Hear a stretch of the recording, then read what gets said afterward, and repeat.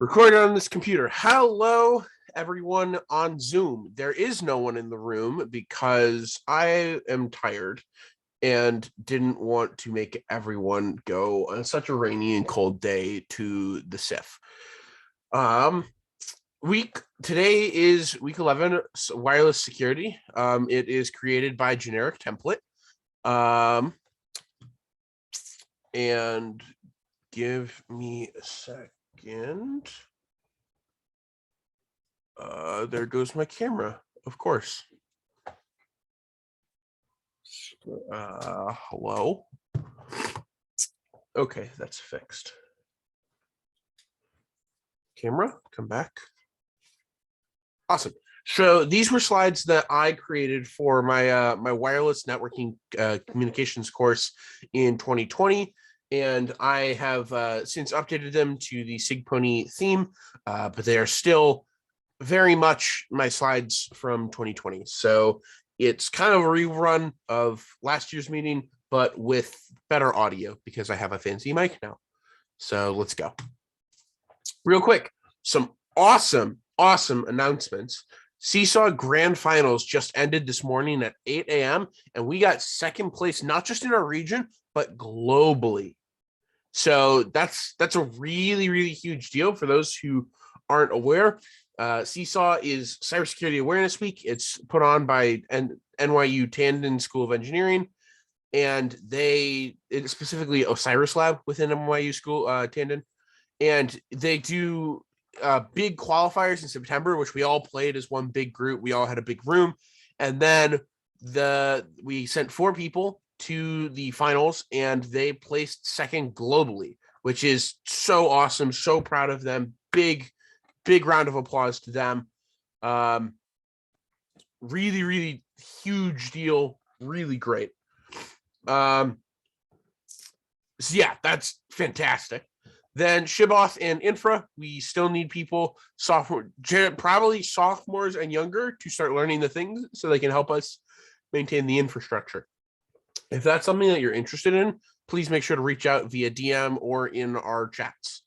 And then the spray paint social, we are going to do it this week before everyone goes off to wherever for fall break. So I am going to send out a survey later today to figure out what the deal is going to be with that. So when it's going to happen, chances are we'll probably do it like midday. So I'll need to figure out what midday works best for everybody, maybe Friday or something. Then, yeah, those are the announcements. The meeting flag is SIGPwny networking, but wireless.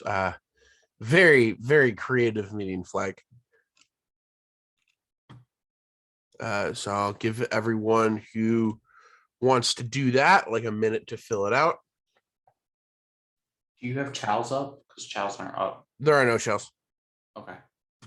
It's under fall 2021 meeting flags. Let me bring that to the top right now. And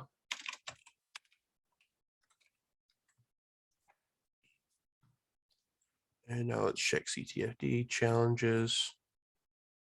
Cool. Oh, also, if someone wants to theme our CTFD, that would be pretty cool.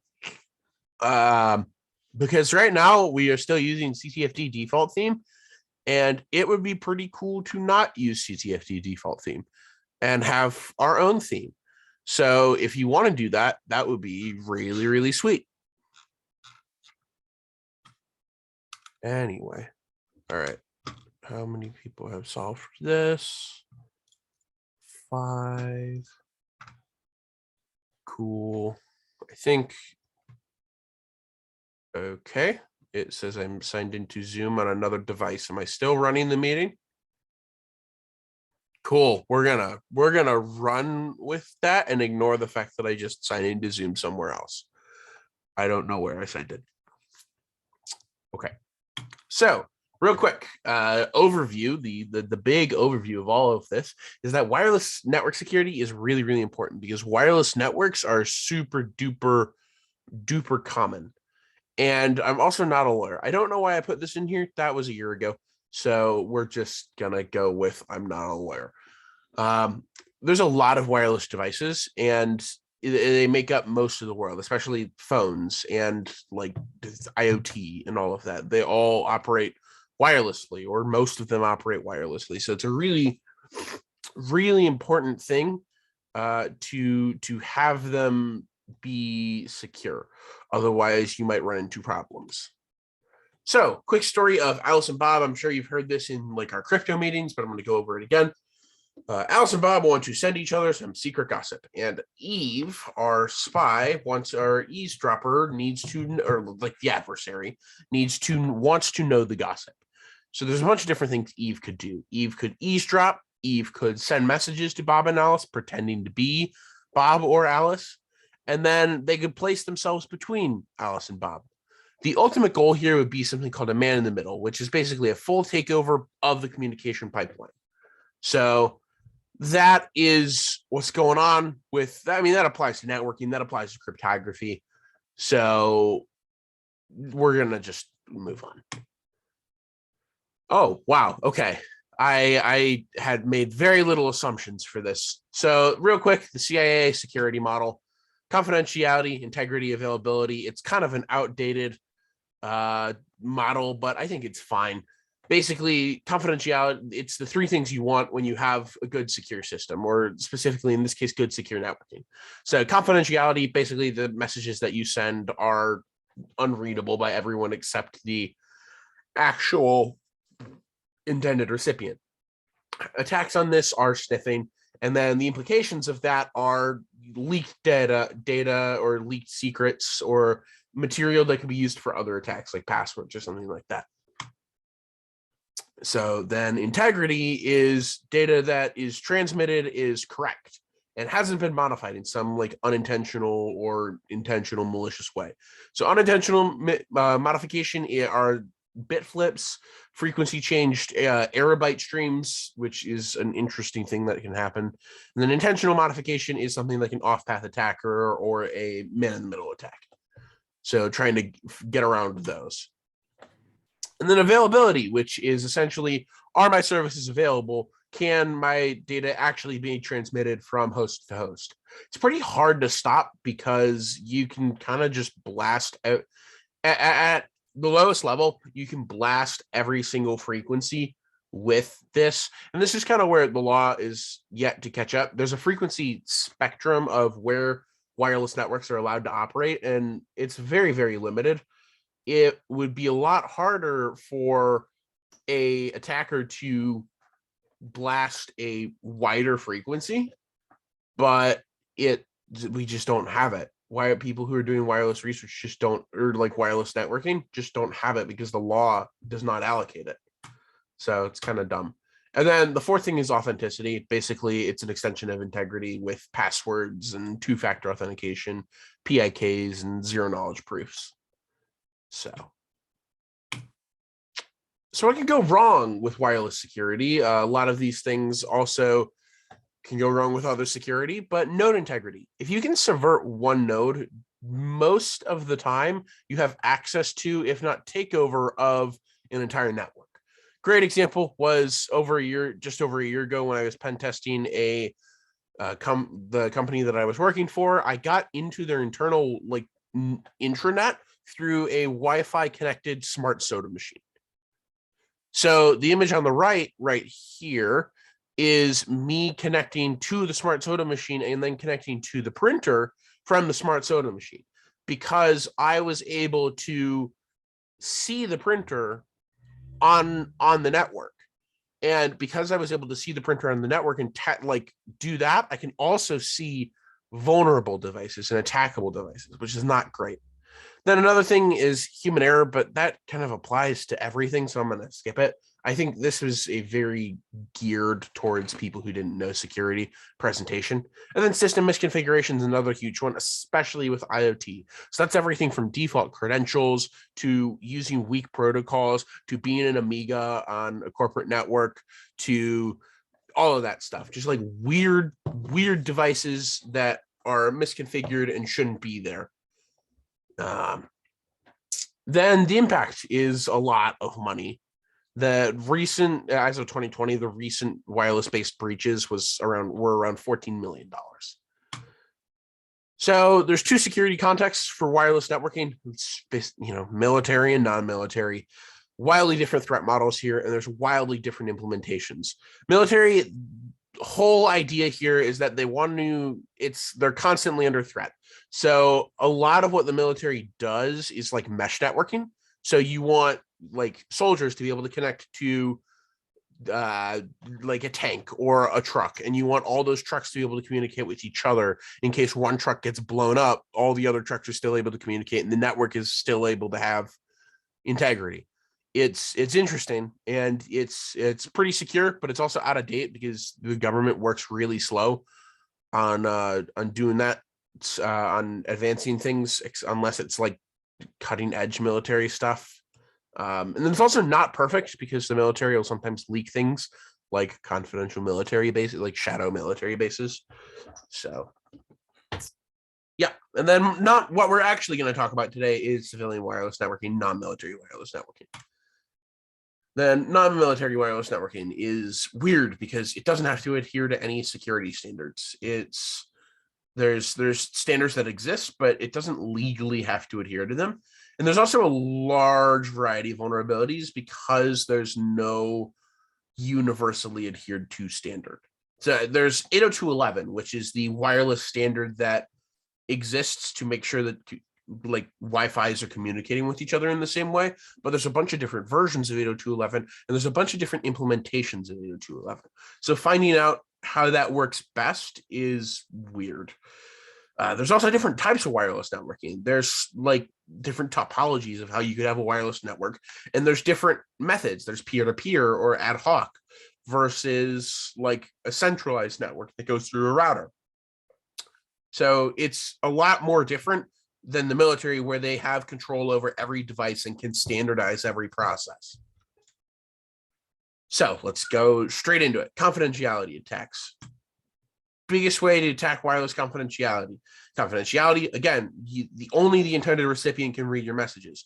In all networks, the way to do this is sniffing. So right up here in the top right is a wireless communications network, or a wire communications network sniffing tool called a packet squirrel that you can get. You can do sniffing on it, and you can do man in the middle. So in wireless networks, it's pretty different because you can do something called monitor mode, which I'm going to cover in a second. And wireless networks don't require authentication to view because the packets are just going right through the air. They also don't require network connectivity. You don't need to be connected to the network because, again, the packets are just going through the air. And the implication of that is you don't even need physical access because the packets are just going through the air and through walls and through buildings. So you can just be, as this horrible stock photo says, you are outside, but you can still see the packets. This actually applies. You can find wireless packets outside from devices that aren't yours. Some quick information on exposure here in terms of confidentiality. Range and decipherability is dependent solely on like the actual network configuration and location. So the effectiveness of sniffing varies wildly over what networks you have access to and where you are within a wireless network. Sniffing works with almost all forms of communication. And there's a bunch of tools that you can use for this. Wireshark is the most common. You can just enable Wireshark monitor mode and view any packet coming into your system. So then sniffing taken to the extreme is something called war driving. So you can take a car. Right here is some 5G war driving, where you just take a car and fill it with Wi-Fi antennas, laptops, various sensors, and then you drive around and you pick up signals. This used to be like for hobbyists to create information about data strength, but because it's not necessarily hostile, but most of the time it is hostile because you drive around and you find Wi-Fis that have vulnerabilities, and then you go later attack those Wi-Fis. Google actually got in a ton of trouble for doing war driving while they were doing their Street View cars. So their Street View cars would go around and it would take pictures of everything, and then it would also scan Wi-Fi for like system information, just like what version of this is this router and all of that stuff. That's what I believe the story was. I know Google got in trouble for it. That's what I believe the specifics were. So please don't quote me on it, but there was a lawsuit. So with malicious word driving, the whole idea is to just find the weakest access point and then attack that later. So here is a 802.11 Wi-Fi sniffer. Don't spend $400 on this because you can get it for like $15. I don't know why they have dedicated $400 sniffers. It's a waste of your money. You're getting scammed if you do this. In reality, buy like a Raspberry Pi 4 and make that your sniffer. So packet sniffing countermeasures.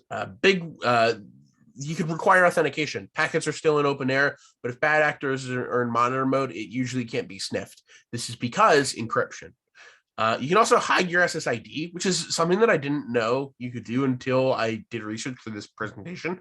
It's pretty cool. You can just, because people will have to like directly fill in SSID and password. It won't show up on your list of Wi-Fi's. It doesn't make a difference, and it also kind of provides a false sense of security because the packets are still in open air, and you can get information about the SSID name in those packets because it'll still say the SSID name. It's not actually hiding it. It's just not displaying it on your screen. Interesting thing here, actually. This showing what all the Wi-Fi's are around you actually should be a good lesson to show you that you are connecting to these other like all Wi-Fi's. Your systems are capable of communicating with all devices around you. Because as you can see, there's like 5, 6, 7 different Wi-Fi. There's 7 different Wi-Fi's here, and you're not connected to them, but you can see them and you can see information about them, which means packets are coming to and from those networks on your computer. So there's exposure there. And hiding your SSID doesn't really help because those packets are still going out. So then, yeah, bad actors can send out requests to find hidden networks too. So there's like tons of cool videos on how to do that. I mean, you can also technically send packets directionally, which is an interesting thing. So you can buy a Wi-Fi extender that will do it directionally. It still has a cone of dispersion though. So you could be like 200 meters away from the intended target and still sniff packets. The big one's just encryption. Just use encryption and you can avoid most of this. So encryption solutions, we covered all of this. That was encryption, asymmetric and symmetric encryption. Refer to our Crypto 1 and Crypto 2 meetings if you want a overview of that. So integrity attacks on Wi-Fi networks. This is when it starts to get like really, really cool and also kind of scary. So there's 2 primary kinds of attackers. There's an off-path attacker and there's a man-in-the-middle attacker. With an off-path attacker, you are sniffing and sending packets, but you can't tamper with packets that are being sent by the intended attacker or by the targets. And with the man-in-the-middle, you are actually in between the 2 targets, Alice and Bob. So it goes Alice to the attacker to Bob, and then Bob to the attacker to Alice. And when you have that, you can have full control over the network. And we're going to cover what that means in a bit. I got a question in chat that says, if I send a lot of junk packets, like a large sender, does it affect a normal conversation or not? So it could if you overflowed the queue of connections so much that it can't make any new connections and it starts dropping old connections. It's possible, but you'd have to be sending a lot of packets. So one of the most common off-path attacks is a replay attack, where basically to connect to a Wi-Fi, you are sniffing a network. Yes, I'm describing sin. He was describing sin flooding or DDoS. So a replay attack is really, really common. If Alice were to send their key to the router, an attacker can sniff that key using any one of the sniffing methods on the previous slides, and then copy that key and send your information with that key. And there's a good chance that it'll just say, oh, your key is valid. I'm going to register your information as valid in our system so you can connect to our network now. So that applies everywhere. Wireless network attacks get really interesting because you can have some unique stuff. So first thing here is something called a RAP, which is a rogue access point. It's technically anything that's not your access point. So your neighbor's Wi-Fi is technically a rogue access point, but there's two kinds. There's rogue access points, and then there's rogue access points. A real rogue access point is a malicious access point that tries to get you into a network by tricking you into getting into their network. That doesn't make sense, but I'm going to explain it. So the apply version of a rogue access point is you create a rogue access point and you do something what's called the evil twin attack. So with an evil twin attack, most Wi-Fi is first come, first serve. So you send out a request that says, I'm looking for this thing. And whoever replies first saying, that's me, I'm that thing, that's what your computer's going to communicate with. And it'll do all the encryption and all the encryption methods through that device. So the evil twin attack is you create a rogue access point and then just reply to your target when it tries to connect to Wi-Fi, saying, oh, that's me, I'm that Wi-Fi, go through me, please. And then it'll send the credentials to you, and you can send those same credentials off to the actual access point because the actual access point hasn't received those credentials. So they're still valid. Then the karma attack is the applied twin attack, where you do that except with every Wi-Fi around. So wireless makes that really easy because there's sniffing. So when you take this to a more extreme, you get what's called like a femtocell or a rogue femtocell, which is a rogue access point except for cellular. It was actually in Mr. Robot Season 2. And then there's also a Wi-Fi pineapple, which is a rogue. It basically does the karma attack at all times, where you try and connect to the Wi-Fi and then you send the credentials and it just spoofs. It just creates a man in the middle everywhere. Give me a second. I need to cough.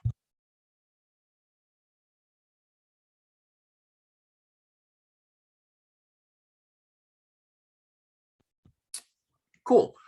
So some other integrity attacks, there's a deauthentication attack, which is a way to boot users off of whatever Wi-Fi they're using.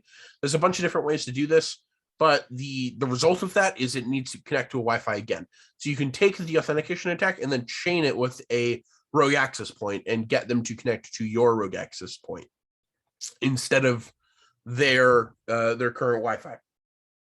Then there's replay attacks, again, which is made easier by sniffing. And then you can actually crack the underlying protocols of the Wi-Fi. So there's underlying security protocols for how to connect to Wi-Fi, and I think I cover those. Yeah.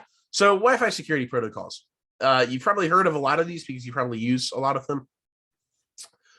So WEP is wired equivalent privacy. It encrypts with RC4 and it doesn't have key management. It's really, really not good because it's proven insecure, because RC4 is proven insecure, and you can just get the plain text password to the network. Then WPA is Wi-Fi protected access. It's used as a 4-way key handshake, but it's built upon WEP and it's not secure. WPA2 is a 4-way handshake that uses a big SHA-1 hash, and it's what we currently use, but it is also it is also insecure. What does no key management mean? Basically, that just means you've got it's not going to do individual users. It's going to have a single encryption round, and then it's just going to take that and send it directly and test it and make sure that it's right. Basically, just you take that password, you hash the password, and if the hash password matches, then you're in. That's what I believe it is. It's been a while since I covered this, so no promises.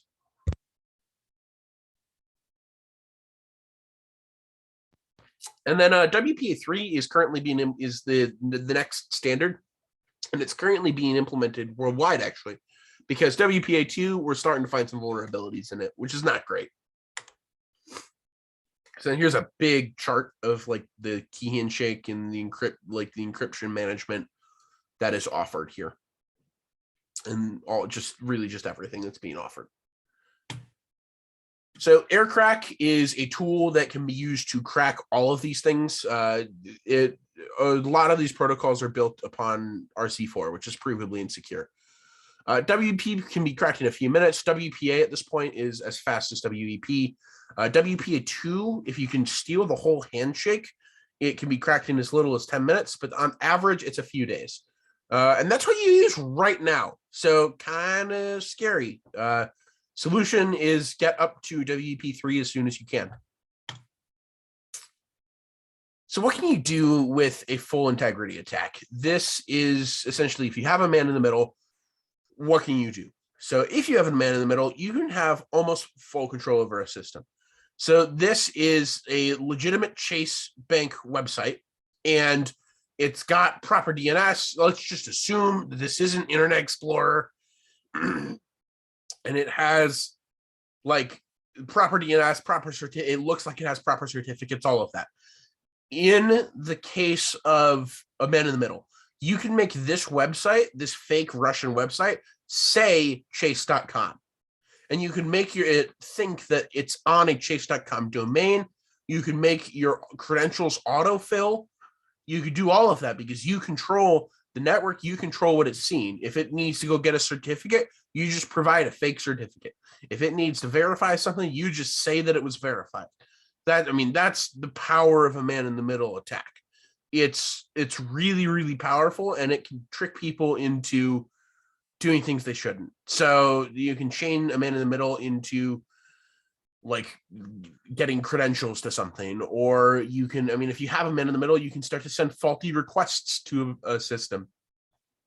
It really depends. I'm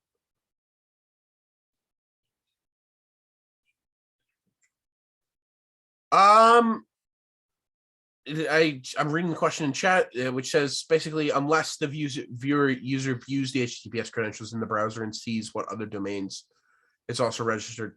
Not necessarily, because if you have a man in the middle, you have full control over what the device is seeing. So unless your device has,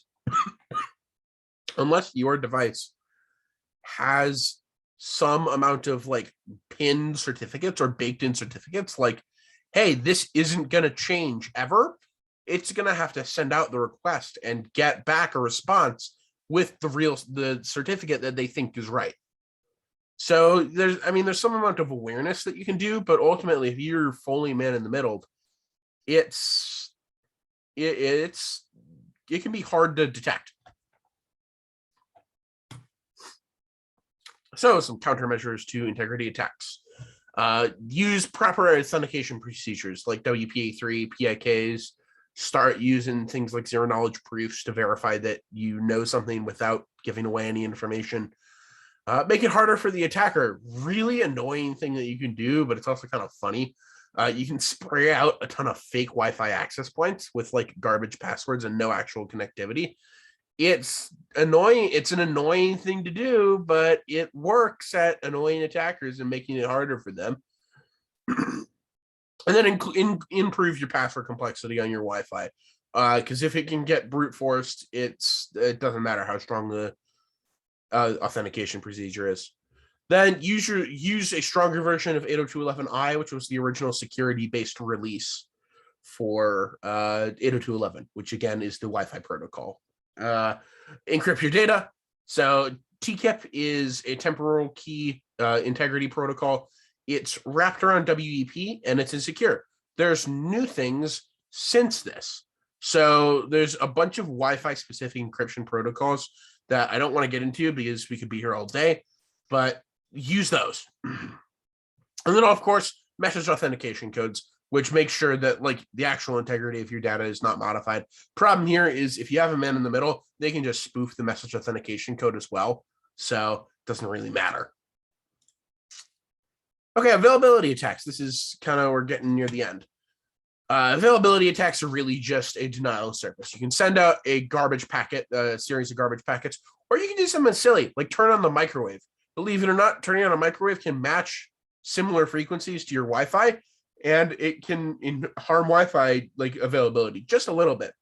Then another thing you can do is something called frequency blasting, which means instead of just sending out specific packets, you can just like cause noise on that frequency. So like 2.4 gigahertz is the most common frequency. Just start blasting your Wi-Fi chip at 2.4 gigahertz with just random frequencies and random data.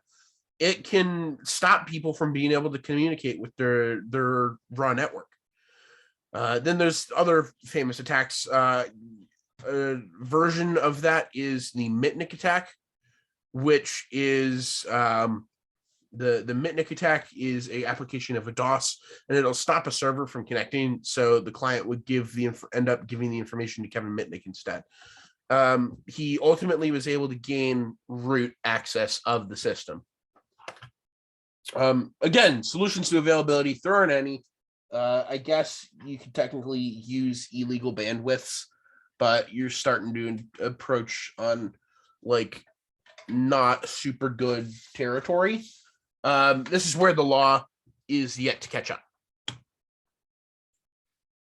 Remember the human. I think hopefully I've covered this a little bit. Wireless technical solutions only go so far. Human error is and always will be one of the weakest links. Teach employees, common sense security measures, OPSEC, all of that. Again, this was a thing for people who didn't know security. Then there's my sources, which, wow, that was a lot. Cool. Next meetings. Thursday meeting, we're going to be covering Windows environments. So that's going to be learn the most common environments that exist in the world. So SMB, which is singular message block, Active Directory, LDAP, domain controllers, Windows vulnerabilities. We're going to cover a little bit on how to actually do penetration testing. But that, it's really just the underlying Windows domains and Windows environments and how they work. And then the weekend seminar is none. Go home, it's fall break, or stay here, hang out, have fun, it's fall break. Take a break, and then, start frantically catching up on all the work that you haven't been doing. Does anyone have any questions about wireless networking or networking in general? I went pretty fast because this is a lot of content and I didn't want to go over time.